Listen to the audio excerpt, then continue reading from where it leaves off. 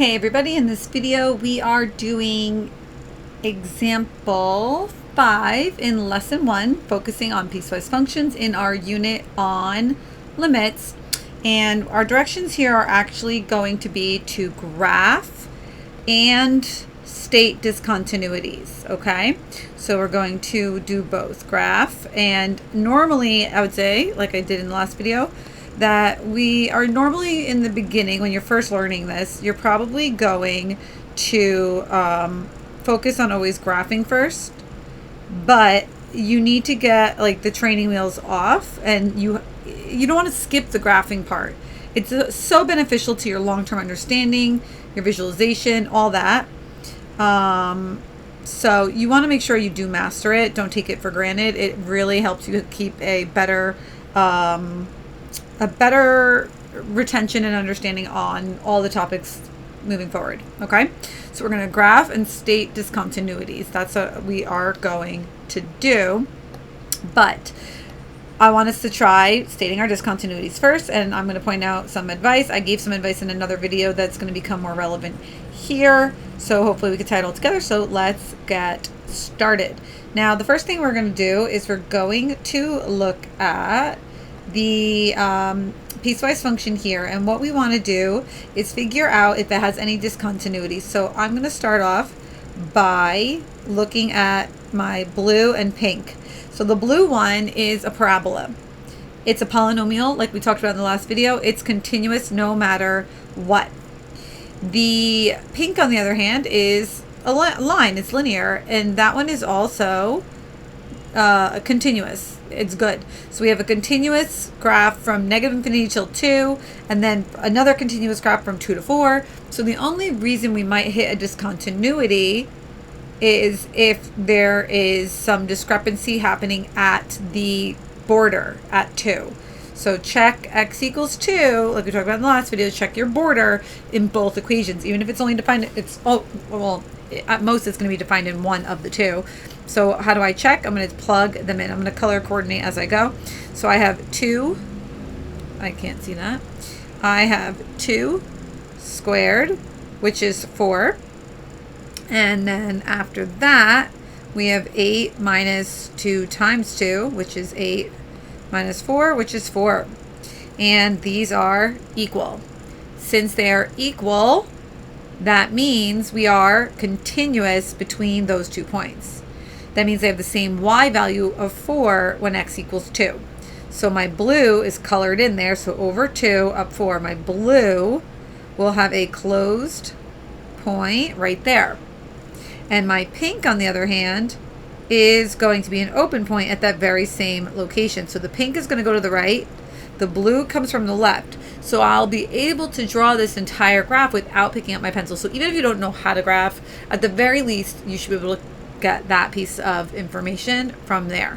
So I'm going to erase the purple over here, and I'm just going to make a note that we are continuous at x equals 2. So continuous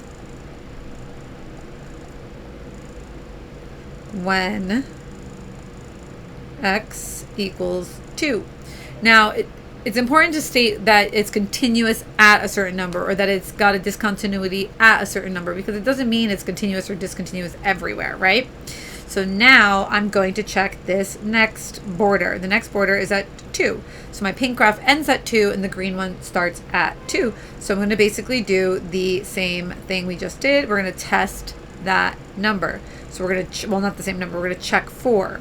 So if I check 4, I will have 8 minus 2 times 4, 8, oops, minus, oh, that's so sloppy, hello. 8 minus 8, and that's 0. So what about the one after that? We have 4. It's a constant. It's always the same thing. So are they equal to each other? No. So what does that tell me?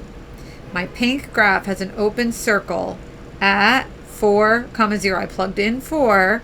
I got out of that 0. So over 4, 1, 2, 3, 4, up 0, my pink graph will have an open circle right there. Then My green graph, what did we find out? Well, it equals 4. When x is 4, y is 4. Okay, so over 4 up 1, 2, 3, 4. I have a closed point at least there. So I have some information. So if you don't know what your parent functions look like, you could at least kind of figure out bits and pieces of it. So now, what kind of discontinuity is that? Well, the pink graph came from the left, right? So it's coming here, it gets to this point, it stops, open circle. The green graph, even if you don't know what 4 looks like, it's going to the right. So what kind of discontinuity are we looking at? Hopefully we all know that is a jump discontinuity. So I'm just going to go over here. I'm going to erase my work. And we will also graph and talk about what kind of discontinuity that was. So write that down. There we go. Okay. So, we had that. And now for these two, jump discontinuity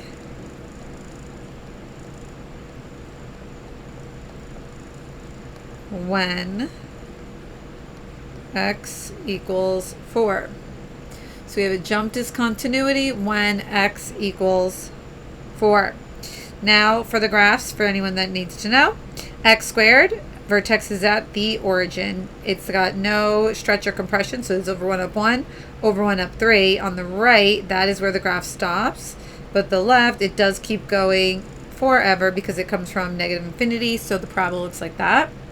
Next, oops. Did I just erase something? No, I don't think. Did I? No idea. So the next one is going to be the pink graph right there. Now, I gave a piece of advice in a different video a few videos ago, and I want to just kind of explain a little bit of that. So what did I say to do? And actually,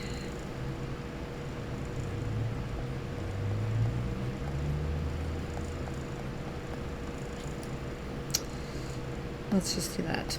So I have space. So what did I say to do? When you have a linear inside of a piecewise,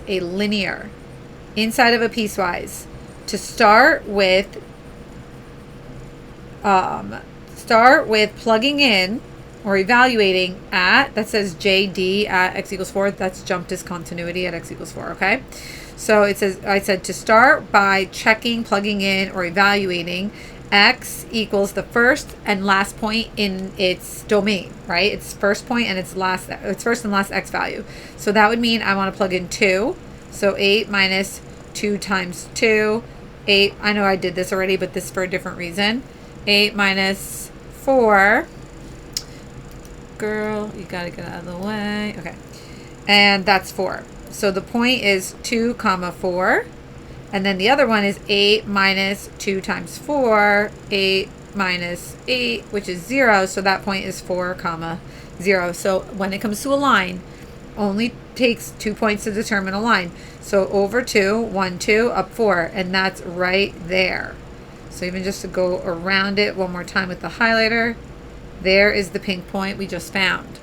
And then the other one is 4 comma 0. There it is right there. And like I said, it takes 2 points to determine a line. There's no reason. I don't know what the obsession is with y-intercepts. We don't need it. We don't even care.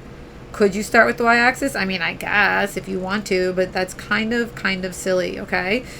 If you did, you'd have to start up there at 8, down 2 over 1, down 2 over 1, and then what? Erase the parts that you don't need. It's kind of silly, right?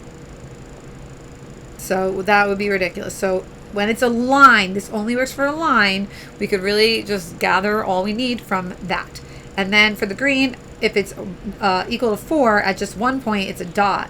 But when it equals 4 over an interval, it's a horizontal line or a horizontal line segment.